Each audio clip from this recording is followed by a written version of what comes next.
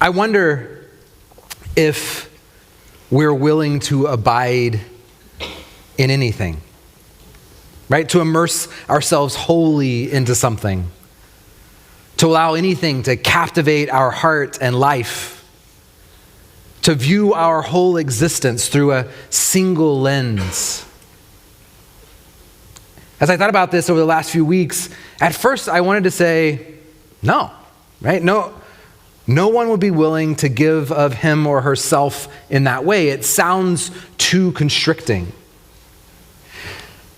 But then I began to think about the many things that I give myself to and that you give yourself to. Our jobs, our families, our hobbies, our kids' sports, our interests, our activities. I began to think about the things that we spend our time doing. Think about it, right? If you were to catalog your time from the last month like a good lawyer, where's your time gone? What have you spent your time doing? Where's the energy of your brain resources been spent?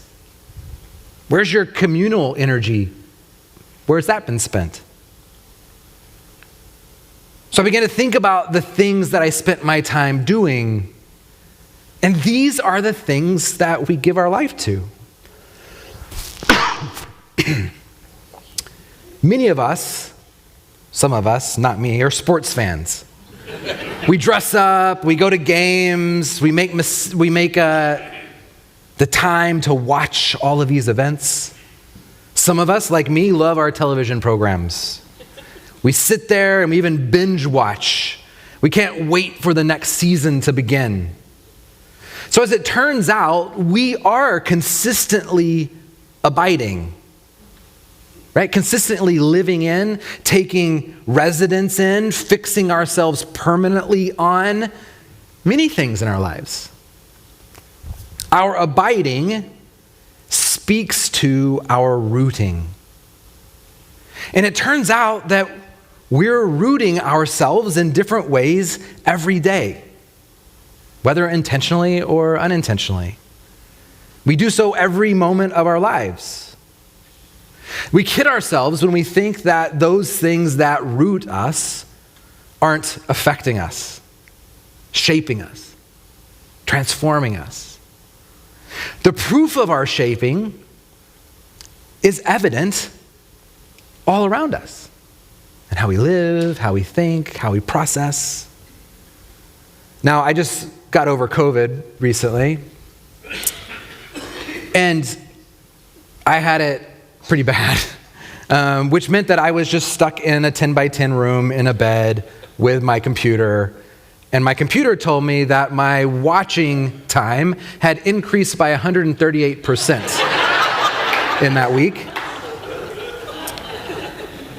And, I like good spy stuff, good stupid shows I shouldn't watch. It doesn't matter, they're fine. Like Slow Horses. I watched 3 full seasons of Slow Horses. It was great. And I'm not much of a dreamer, and I don't know if it was the Paxlovid mixed with the other chemicals I was taking during this time, but Heather remembers her dreams all the time. I never remember mine. But in this moment, in the first half of COVID, I just want you to know that many of you became mobsters in my dreams. So I'm watching you. And about midway through that journey of COVID, I thought maybe I should put some energy towards something other than the shows I was watching. So I decided to re-watch all 3 seasons of Ted Lasso. It's a great show if you haven't seen it. And after watching the final season of that, I again had this kind of fever dream moment where my dear friend Melissa, who about 10 years ago died of esophageal cancer, came into my dream, and I just felt this overwhelming, powerful energy of love. And I woke up and I was like, that's good. Now, this isn't me trying to convince you that watching Ted Lasso is gospel and watching slow horses is bad for you. It just means that what we value, what we spend time doing, the activities that we engage in, our attitudes and our ways of engagement, the ways that we process things, all speak to the things that captivate our hearts. These things are the fruit of our abiding and the fruit of our rootedness. Now, most of you know I like wine and I love vineyards and I love learning about those things. And one thing is certain about vineyards is the work of a person who works in a vineyard is very intentional. And so is our journey of life, right? You can let vines just run free and let the weeds grow up and everything happen around them, and you're still going to get grapes. But chances are you're going to get really crappy wine. Or we can have this moment of intention, this deep desire to say, what is it I'm trying to cultivate? What is it I'm trying to become? Who am I trying to be? What am I rooting myself in? What am I abiding in? And place a different level of intentionality. I believe that that intentionality is at the root of formation. We're all being formed, right? But we get to have a say in how and what we're being formed with. All we have to do, right, is pay attention to our daily smartphone notifications to recognize the fruit of our abiding. Violence, objectification of neighbors, systematic prejudice, greed over our incessant consumption to just consume more and more and more. It speaks to our hunger. Where are we abiding? What is our rootedness? Are we truly rooted? Are we truly abiding in Jesus? Are we making room for Jesus to abide in us? This was a difficult question. I struggled just thinking about it. It seems like it should be an easy answer. I want to say, of course, I abide in Jesus. I'm your pastor, right? That's what you want me to say. But if I'm honest, I have to recognize that often I don't abide in Jesus. And I would bet I'm not alone. But hear this. Part of what this text says is that Jesus is already abiding in me. Right? Jesus is already abiding in me. But sometimes often, I miss his abiding and the fact that he's made his home in me because I'm paying attention elsewhere. We abide. We abide in things that we think we can control, that end up controlling us. We abide in things that require very little of us, but they end up taking our souls. We abide in the security of small ideas about God, and they end up making me more anxious than ever. Our abiding seems fruitful. Our vines seem healthy. They might even be producing grapes. But are they producing the kind of wine of the kingdom that we hope for? Or are they producing grapes of idolatry and self-importance and self-righteousness, grapes of a myopic view of the world where God only loves those that we love and where God hates who we hate? Grapes of control over our lives and over others, grapes of our participation in structures that perpetuate an individualistic and egocentric community, grapes that keep us from paying attention to the needs of others and that keep others at arm's length from us, grapes that refuse to put ourselves in the place of the other and to live alongside them.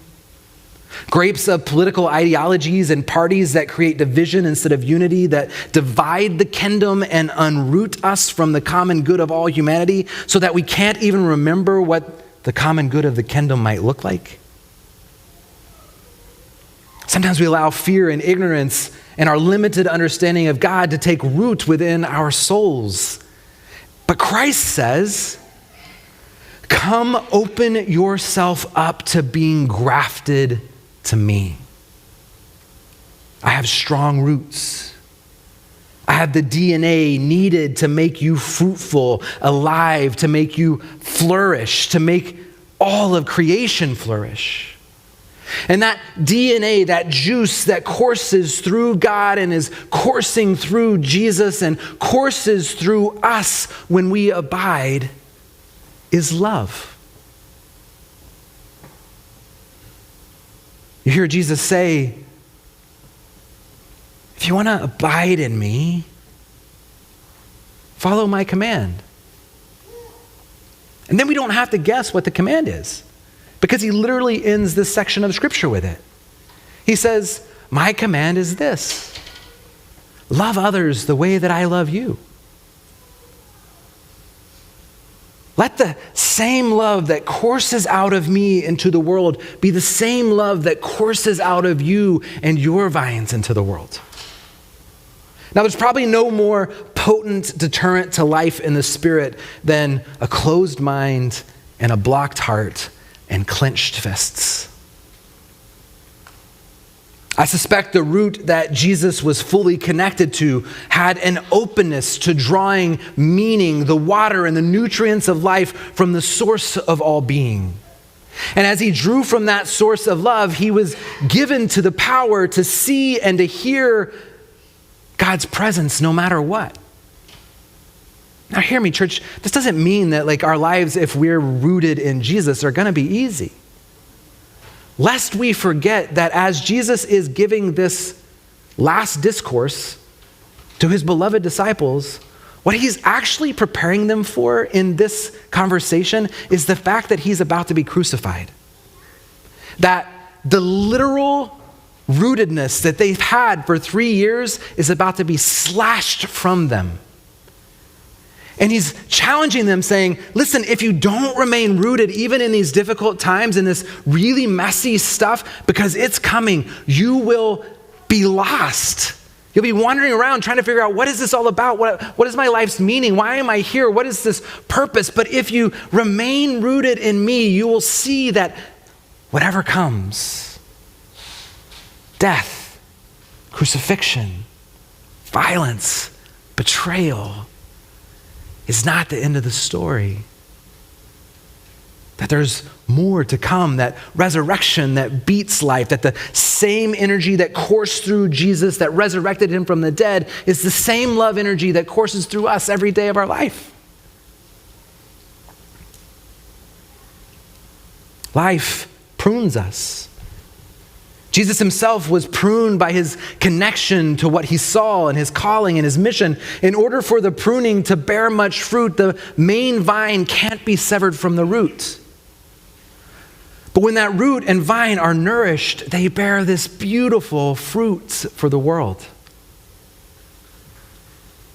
Pentecost says, I am one with the source, insofar as I act as a source, making everything I have received flow again, just like Jesus.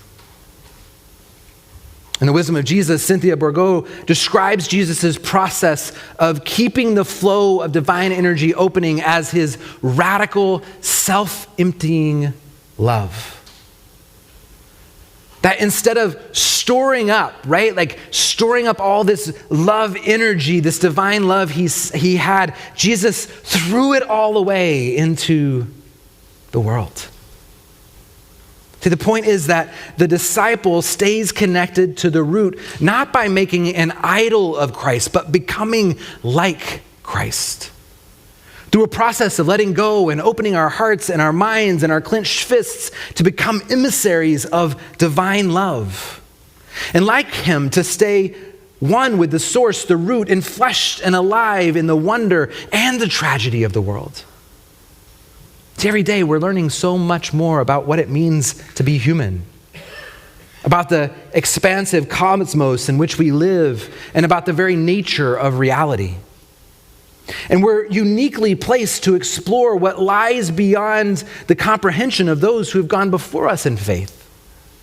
The dimensions and power of love deserve more than speculations on just our past and the sentimental, self-serving notions of our present age.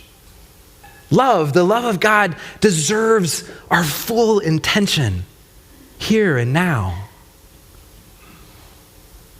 Beloved, let us love one another because love is God. If we have any hope of learning to love our neighbors and our enemies, we'll need to understand more fully the magnitude of this love that is God, that we might begin to truly embody that love. This will require that we step up and we pay attention and we become intentional about how we actually arrived in a place where love can be so wrapped up in guilt and shame, so that we can shake these childish notions and grow into all that we were created to be. Love beyond measure, beyond words, beyond race, beyond religion, beyond tribe, beyond fear, beyond time, beyond sentimentality, beyond borders, beyond reason, beyond emotion, beyond imagining. Love beyond the beyond and beyond. So we let this metaphor carry us beyond the words and images. Let it carry us to the reality that is the love that we call divine. Jesus says, you are the branches. He is the vine. Let us be the vine because we're these intertwined branches, all wound up in this vine, and we are all one with this divine energy coursing through us. Let the fruit of the vine flow through us so that we can be the divine in our world, to be love to our world. This is the image that I hope we might see when we gather here each week. See, the good news is the work is never done alone. I've yet to see a vineyard with one tiny plant. There are rows and rows and rows of them with buckets full of fruit that are smashed together to create a delicious end result, whether it's the Welch's grape juice that you can taste in your mouth right now when I just said the word Welch's that we had as kids, or whether it's the vintage favorite wine in your cellar. Collectively, we're a vineyard growing together in Christ. We're called into connectional relationships with each other. And at the root of it all, if we have any hope of thriving, is our individual and collective communal relationship with Christ, who is the vine. See, Jesus is reminding us and he's reminding his disciples that it's going to be easy to abide in randomness. Right? It's easy to just pinch your tent in some random place and make a home there. Or you can very intentionally root yourself in the center of Christ's love. And everything changes. Doesn't mean you're not going to have a crucifixion. It just means that the crucifixion isn't the last of the story. And you're rooted in what the rest of the story can bring you through the power of Christ. Please pray with me. God, we struggle to abide intentionally. Help us to root ourselves in you, in your love. Help the love that courses through you course through us and spill out into the world like a beautiful wine for all to enjoy.